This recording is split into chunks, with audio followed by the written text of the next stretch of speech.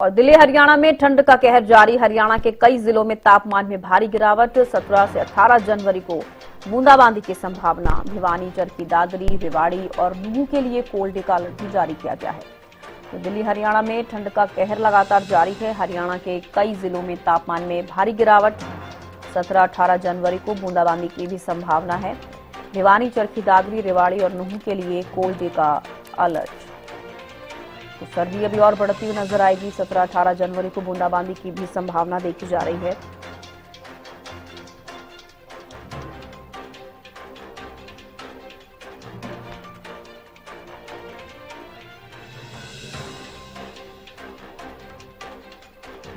तो देखिए, तापमान में भारी गिरावट देखी जा रही है। दिल्ली हरियाणा में लगातार ठंड का प्रकोप जारी है। 17-18 जनवरी को बूंदाबांदी की भी संभावना है और भिवानी, चरखी दादरी, रेवाड़ी, नुहू के लिए कोल्ड डे का अलर्ट भी जारी किया गया है।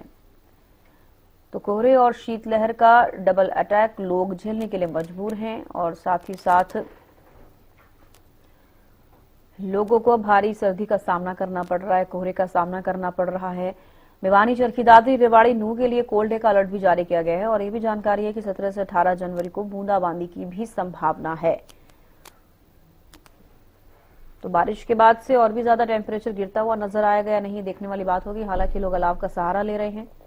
जो लोग बाहर किसी काम से निकलते हैं या फिर किसी का ऐसा काम है जो बाहर रहते हैं, क्योंकि सर्दी इतनी ज्यादा है, ठुठुन जैसी सर्दी अब लोगों को महसूस हो रही है। लेकिन हार्ड कपा देने वाली सर्दी अभी स्टार्ट हुई है नहीं, ये एक बड़ा सवाल, क्योंकि पिछले साल के मुकाबले इस साल अगर जिक्र किया जाए तो सर्दी शायद ही उतनी दिख पा रही है जितनी पिछले साल थी। तो फिलहाल अब देखना होगा कि आगे क्या कुछ रहता है। हालांकि ये सर्दी भी लोगों को काफी परेशानी ही दे रही है, क्योंकि इतनी ज्यादा सर्दी है, अगर लोग बाहर जाते हैं तो उनको कहीं ना कहीं परेशानी का सामना ही करना पड़ रहा है इस सर्दी के बाद से भी।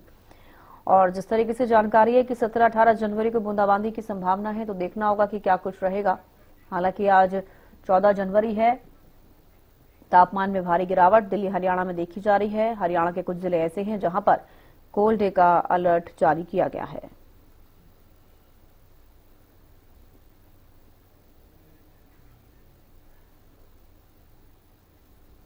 तो सर्दी की मार झेलने के लिए लोग मजबूर हो गए हैं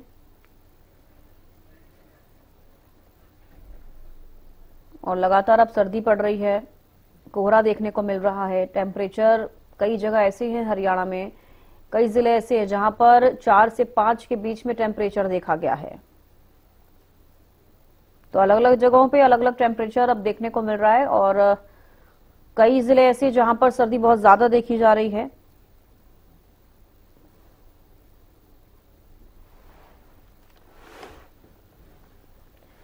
और महेंद्र सिंह ज्यादा जानकारी के साथ करनाल से लाइव जुड़ गए हैं। महेंद्र, सबसे पहले पूछना चाहूंगी, करनाल में टेम्परेचर क्या कुछ है और क्या वाकई अब उतनी सर्दी पड़ रही है जितनी लोगों को लग रहा था कि इस बार पड़ने वाली है? बिल्कुल, देखिए, जिस तरह की उम्मीद लोगों की थी शायद इस बार उतनी सर्दी नहीं पड़ेगी, लेकिन अब लोगों को सर्दी का सितम झेलने पर मजबूर होना पड़ रहा है। अभी के मैं तापमान की बात करूं तो करनाल जिले का अभी का जो तापमान है वो 7 डिग्री के आसपास दर्ज किया गया है। तो अंदाजा लगा सकते हैं कि कितनी प्रचंड ठंड है। वहीं दिन के अधिकतम तापमान की बात करें तो 15 डिग्री के पार भी जाता हुआ दिखाई नहीं दे रहा है। 15 डिग्री से पहले ही तापमान का जो पारा है वो रुक जाएगा। वहीं न्यूनतम तापमान की बात करूं तो सुबह 4 बजे करनाल जिले का जो तापमान था वो 5 डिग्री दर्ज किया गया। ऐसे में आप अंदाजा लगा सकते हैं कि कितनी प्रचंड ठंड पड़ रही है और अभी लोगों को कोई राहत नहीं मिलेगी। हालांकि आज मकर संक्रांति का पर्व है और ये कहा जाता है कि आज के दिन सूर्य देव की दिशा बदलती है और जिसके बाद गर्म दिन आने शुरू हो जाते हैं, दिन में गर्मी बढ़ती है। लेकिन आज के परिदृश्य में बात करें कि आज की जो स्थिति बनी हुई है, ऐसा नहीं लगता कि मकर संक्रांति का भी कोई असर सर्दी के सितम पर होने वाला है। लोगों को इसी तरह से प्रचंड ठंड का सामना आने वाले दिनों में करना पड़ सकता है। जिस तरह से मौसम विभाग की तरफ से जानकारी मिली है, कल और परसों ये 2 दिन ऐसे रहेंगे जब पूरी तरह से बादलवाई हरियाणा के लगभग सभी जिलों में रहेगी। इसके बाद तापमान 1 से 2 डिग्री और नीचे जा सकता है, यानी कि अभी कोई बड़ी राहत मौसम के लिहाज से हम बात करें तो लोगों को नहीं मिलने वाली है। इसी तरह की परिस्थितियां रहने वाली है। वहीं धुंध और कोहरे की बात करें, कल डेंस फॉग थी लेकिन आज उतनी डेंस फॉग दिखाई नहीं दे रही। हालांकि विजिबिलिटी अभी भी प्रभावित है लेकिन उतनी विजिबिलिटी प्रभावित नहीं है जितनी कल देखने को मिली थी। आज भी कोहरा और धुंध लगभग सभी स्थानों पर बना हुआ है। जी ठीक है, लौटूंगी महेंद्र आपके पास। पंकज कंबोज भी इंद्री से हमारे साथ लाइव जुड़ गए हैं।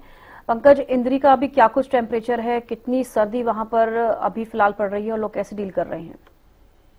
जी, मैं आपको बताना चाहूंगा, अभी इंद्री की बात करें तो 250 के करीब जो है इस समय एयर क्वालिटी है, और 9 किलोमीटर की प्रति घंटे की रफ्तार से जो हवाएं इस समय तेज चल रही हैं।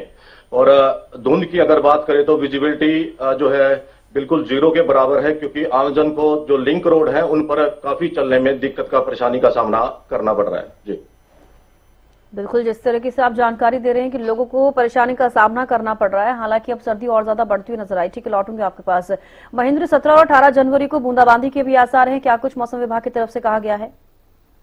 बिल्कुल, देखिए एक हल्का पश्चिमी विक्षोभ जो हरियाणा के कुछ इलाके में सक्रिय होगा, जिसकी वजह से मौसम में एक बार फिर परिवर्तन हो सकता है। मौसम विभाग की तरफ से जो जानकारी दी गई है उसके अनुसार 17 और 18 जनवरी को भी मौसम में बदलाव होगा। हालांकि ये कल से शुरू हो जाएगा, ये बदलाव जो देखने को मिलेगा कि बादलवाही हरियाणा के लगभग सभी जिलों में देखने को मिलेगी, और उसके बाद कुछ बूंदाबांदी होने के आसार है। यदि ऐसा होता है तो खासकर हम हरियाणा के जो दक्षिणी पश्चिम जिले हैं उनकी बात करें तो वहां तापमान 2 डिग्री से भी नीचे जा सकता है। वहीं हम जीटी बेल्ट की बात करें, चाहे हम अंबाला की बात करें, कैथल, कुरुक्षेत्र, यमुनानगर, पानीपत, सोनीपत की बात करें, तो यहाँ भी अभी जो न्यूनतम तापमान चल रहा है वो 5 से 6 डिग्री के आसपास है। ये भी और नीचे जा सकता है, यानी कि 4 से 3 डिग्री के बीच रहने की उम्मीद जताई जा रही है कि तापमान इतना नीचे जाएगा। तो जाहिर सी बात है, इसका असर जो है, अभी भी ठंड का असर प्रत्येक क्षेत्र पर पड़ता हुआ दिखाई दे रहा है, लेकिन आने वाले दिनों में जब ये ठंड और ज्यादा प्रचंड होगी तो इसका दुष्परिणाम भी सामने आ सकता है। खासकर कृषि क्षेत्र की मैं बात करूं तो सब्जियों की फसल पर इसका बुरा प्रभाव पड़ता हुआ दिखाई देगा यदि तापमान और नीचे लुढ़कता है और पाला पड़ता है। हालांकि गेहूं की फसल के लिए अभी मौसम फायदेमंद बताया जा रहा है, इसी तरह की सरसों की स्थिति है, लेकिन सब्जी उत्पादक जो किसान है उनके लिए कहीं ना कहीं यदि मौसम की ऐसी परिस्थितियां बनती हैं तो मायूसी भरी रहेगी। जी, तो बिल्कुल, जिस तरीके से आप जिक्र कर रहे हैं कि सब्जियों की फसल के लिए नुकसानदायक हो सकता है, किसानों का क्या कुछ कहना है? जिस तरीके की सर्दी इस बार पड़ रही है महेंद्र, क्या वाकई कुछ फायदा इस बार होता हुआ नजर आएगा या फिर कुछ नुकसान किसानों को झेलना पड़ सकता है? देखिए, हमारी कृषि उपनिदेशक से विशेष बातचीत हुई थी विषय को लेकर कि वातावरण के क्या हालात चल रहे हैं, ये जो प्रचंड ठंड पड़ रही है इस बार, इसका क्या कुछ असर कृषि क्षेत्र पर देखा। तो उन्होंने सभी आयामों के बारे में विस्तार से बताया था कि गेहूं और सरसों के लिए ये मौसम बेहद अच्छा है, इससे पैदावार भी अच्छी होगी, फसलें बीमारियों से बचेंगी और किसान को कहीं ना कहीं फायदा मिलेगा इस मौसम का। लेकिन वहीं उन्होंने ये भी बताया था कि हम सब्जियों की फसल की बात करें, जिसमें खासकर अभी जो हमारे उत्तरी हरियाणा में जो सब्जी बोई जाती है, जिसमें टमाटर है, मटर है, गोभी है या दूसरी पत्तेदार सब्जियां, उनके लिए ये स्थिति थोड़ी विपरीत हो सकती है। यदि पाला पड़ता है और ठंड जो है ज्यादा हो, इससे भी ज्यादा नीचे तापमान जाता है, तो इस सब्जियों की उपज प्रभावित होगी, गुणवत्ता प्रभावित होगी, पौधे कहीं ना कहीं सब्जियों के मर जाएंगे, जिसका सीधा नुकसान किसान को होगा। तो मिला जुला असर है जो देखने को मिलेगा। लेकिन क्योंकि अभी बड़ी जो मात्रा है हरियाणा में इस समय गेहूं और सरसे के रकबे की है, तो फिलहाल तक यही उम्मीद लगाई जा रही है कि किसानों को इस मौसम का कुछ फायदा ही रहेगा। ठीक है महेंद्र, लौटूंगे आपके पास। अब सीधे रुक कर लेते पंकज का। पंकज, एक सबसे बड़ा सवाल ये भी है कि जिस तरीके से आप जिक्र कर रहे थे कोहरे को लेकर, और इसके साथ साथ पॉल्यूशन का भी असर कहीं ना कहीं अभी तक कम नहीं हो पाया है, तो ऐसे में दोहरी मार लोगों को झेलनी पड़ रही है। तो इस वक्त किस तरीके से प्रशासन मुस्तैद है, क्योंकि लगातार सड़क हादसे भी अभी देखने को मिले, और अब प्रशासन की तरफ से क्या कुछ बंदोबस्त प्रबंध किए जा रहे हैं इसको लेकर?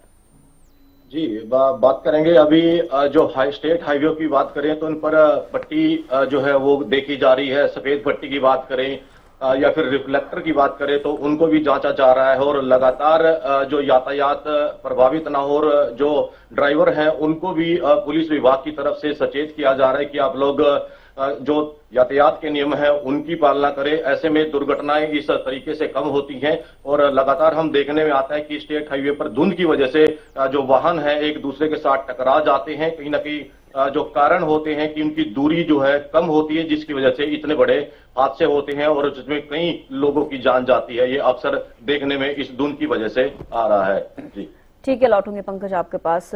महेंद्र, प्रशासन कितना मुस्तैद है? जमीनी स्तर पर क्या कुछ चीजें देखने को मिल रही हैं? क्योंकि एक तो लगातार कोहरा, जैसे कि मैंने पहले भी जिक्र किया, और उसके साथ साथ प्रदूषण का स्तर भी देखने को मिल रहा है, और ऐसे में सड़क हादसे भी हो रहे हैं। धुंध की वजह से कई सड़क हादसे प्रतिदिन देखने को मिलते हैं। कितना प्रशासन मुस्तैद है? देखिए जिस तरह से हर साल सर्दियों के मौसम में इस तरह की परिस्थितियां बनती है, खासकर धुंध और कोहरे की हम जिक्र कर रहे हैं कि उस समय विजिबिलिटी जीरो हो जाती है। इस बार कुछ कदम जरूर प्रशासन की तरफ से कहीं या ट्रैफिक पुलिस की तरफ से जो उठाए गए हैं वो धुंध के सीजन से पहले ही वो शुरू हो चुके थे और इसका असर भी हम देखने को उसमें मिल रहा है कि जिस तरह से सड़कों पर सफेद या पीली पट्टी है, खासकर ग्रामीण अंचल की जो सड़कें होती हैं वहां पर दिखते रहती हैं। अभी कुछ दिन पहले इंद्री में भी एक ऐसा हादसा हुआ था जब कार जो है जोड़ के अंदर गिरी थी। उसकी पीछे भी यही वजह थी कि विजिबिलिटी प्रभावित होने की वजह से वो वाहन चालक को सड़क दिखाई नहीं, जिसकी वजह से हादसा हुआ। ऐसे और भी कई हादसे, कल करनाल में भी ऐसे हादसे हुए हैं जो धुंध के कारण जो विजिबिलिटी खराब हुई थी उसकी वजह से वो हादसे देखने को मिले थे। ऐसे में ट्रैफिक पुलिस की तरफ से एडवाइजरी जारी की गई है सभी वाहन चालकों के लिए कि वो यातायात नियमों का पालन करें, सफेद पट्टी और पीली पट्टी उसी के अनुरूप अपने वाहन चलाएं, अपने वाहन की गति को नियंत्रित रखें। देखिए वैसे सामान्य दिनों के लिए नेशनल हाईवे पर स्पीड लिमिट जो है वो बड़े वाहनों के लिए 60 की है और कार जैसे वाहनों के लिए वो 90 की रखी गई है। लेकिन जब विजिबिलिटी प्रभावित होती है तो उन परिस्थितियों को देखते हुए वाहन चालक को अपनी गाड़ी चलानी होती है। तो ऐसे में बेहद जरूरी है कि स्पीड को नियंत्रित रखा है। इसके अलावा जो भी लाइट्स है, चाहे वो फ्रंट लाइट है, बैक लाइट है, टिपर है या रिफ्लेक्टिंग टेप है, वो वाहन पर लगा होना बेहद जरूरी है। खासकर बड़े वाहन जिनका साइज बड़ा होता है उनके चारों तरफ रिफ्लेक्टिंग टेप लगा होना बेहद जरूरी है ऐसे मौसम में। हालांकि जो प्रयास किए गए हैं उनका कुछ फायदा भी मिलता हुआ दिखाई दिया है कि इस बार अभी हम तुलना करें बीते सालों की तुलना में जो जनवरी और फरवरी महीने में जो हादसे होते थे, अब की बार ये ग्राफ जो है काफी कम है। मौतों का आंकड़ा भी काफी नीचे आया, करीब 20 से 25% की गिरावट हम इसमें देख रहे हैं। एक अच्छी बात है कि लोग समझ रहे हैं और इसके साथ साथ जो पुलिस प्रशासन है या ट्रैफिक पुलिस है वो जो एडवाइजरी जारी कर रही है उसका पालन भी हो रहा है। जी और बिल्कुल महेंद्र, मैं ये भी जिक्र करना चाहूंगी कि इंसानों के लिए तो ये सर्दी बेहद ही खतरनाक है, जैसे कि अभी फिलहाल देखने को मिल रही है। हालांकि पशुओं का भी जिक्र करेंगे कि उनका बचाव कैसे किया जा रहा है। जो आवारा पशु हैं उनके लिए क्या कुछ सरकार प्रशासन ने बंदोबस्त किए हैं, क्योंकि बेजुबान जानवर हैं, वो कुछ कह भी नहीं सकते हैं, तो ऐसे में उनके लिए भी खतरनाक है सर्दी। क्षेत्र का जिक्र कर रहे हैं, पशुपालन के क्षेत्र के लिए भी ये मौसम कोई अच्छा नहीं कह सकते कि इसका व्यापक असर पशुपालन के क्षेत्र पर पड़ता हुआ दिखाई दे रहा है। खासकर दुधारू पशुओं पर इस मौसम की बड़ी मार पड़ी है, क्योंकि दूध का उत्पादन कहीं ना कहीं 20% तक घट चुका है। इसका सीधा कारण जो मानते हैं जो वेटरनरी डॉक्टर है उनका यही है कि ये सब ठंड की वजह से हुआ। अत्याधिक ठंड होने की वजह से पशु कहीं ना कहीं बीमार होने की स्थिति में पहुंच जाते हैं। और जहां तक आपने जिक्र किया जो पशु बेसहारा है या सड़कों पर खुले घूमते हैं उनके लिए तो बेहद ही दयनीय स्थिति है कि उनके छिपने के लिए, उनको रात गुजारने के लिए कहीं आशियाना नहीं मिलता। हालांकि नगर पालिकाओं की बात करें या नगर निगम की बात करें, उनकी तरफ से अभियान जरूर चलाए जाते हैं कि ऐसे पशु जो सड़कों पर आवारा घूमते हैं उनको पकड़कर गौशाला में या नंदीग्राम में भेजा जाए, जहां पर कम से कम उनको रहने के लिए, खाने के लिए उनकी व्यवस्था की जाए। लेकिन अभी भी बड़ी संख्या में ऐसे पशु हैं जो सड़कों पर घूमते हुए इस ठंड के मौसम में दिखाई देते हैं। उनके लिए कहीं ना कहीं कदम उठाने की जरूरत है ताकि उनको कम से कम इस ठंड की मार से तो बचाया जा सके। ठीक है महेंद्र, लौटूंगे आपके पास। पंकज भी लगातार हमारे साथ इंद्री से बने हुए हैं। तो पंकज, प्रशासन की तरफ से जो बंदोबस्त किए जा रहे हैं जमीनी स्तर पर, उसका कितना असर देखने को मिल रहा है और लोग किस तरीके से डील कर रहे हैं? क्योंकि आमतौर पर कहा जाता है कि प्रशासन, सरकारों को लोग दोष देते हैं, लेकिन लोगों की भी खुद की जिम्मेदारी है। अगर धुंध ज्यादा हो रही है, पॉल्यूशन का स्तर बहुत ज्यादा बढ़ रहा है, तो हाईवे पर या फिर आम सड़कों पर जिस तरीके से लोग अपनी स्पीड को ज्यादा रखते हैं उसके बाद से लगातार हादसे देखने को मिलते हैं। तो कितनी लगाम इस पर देखी जा रही है और लोग कितने जागरूक नजर आ रहे हैं?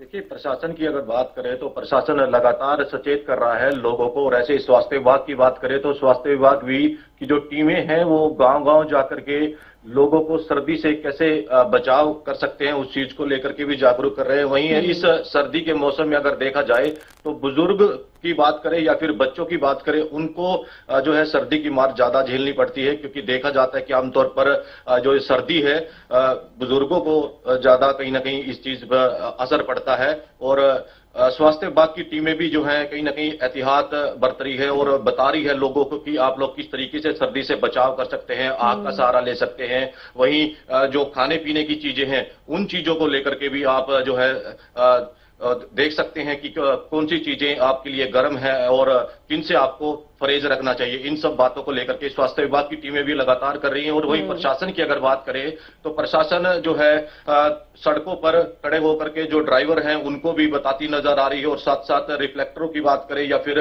व्हाइट पट्टी की बात करें उनको भी देखा जा रहा है। यहाँ कई कमियां मिलती हैं तो उनको भी दुरुस्त करने का इस समय काम किया जा रहा है। और बिल्कुल पंकज, जो बेसहारा लोग हैं उनके लिए क्या सरकार द्वारा जो रैन बसेरों की उनको सुविधाएं दी जाती हैं, रैन बसेरे बनाए जाते हैं, क्या असर देखने को मिल रहा है? क्या वाकई लोगों को मिल पा रहे हैं जिस तरीके से हर साल मिलते हैं रैन बसेरे?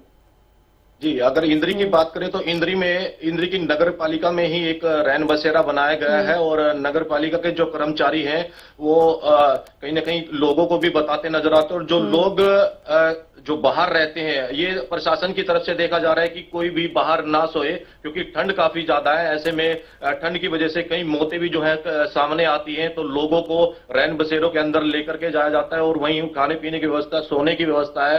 तो इस तरीके के जो इंतजाम है, चाहे इसमें कंबल की बात करें या फिर जो हीटर की बात करें, तो वो उनके लिए सुविधाएं वहां पर मुहैया कराई जा रही है।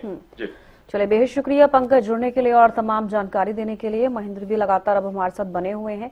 महेंद्र, पूरे करनाल का जिक्र किया जाए तो करनाल में अभी फिलहाल क्या कुछ टेम्परेचर, और इसके साथ साथ रैन बसेरों का भी मैं जिक्र करूंगी कि रैन बसेरे लोगों को कितने मुहैया कराए जा रहे हैं? महेंद्र, बिल्कुल, देखिए करनाल जिले के मौजूदा तापमान की स्थितियों का मैं जिक्र करूं तो अभी का जो तापमान है वो 7 से 8 डिग्री के बीच में दर्ज किया गया है। ये बेहद ठंड है। अभी 9 बज चुके हैं, उसके बावजूद भी ठंड से कोई राहत नहीं मिली है।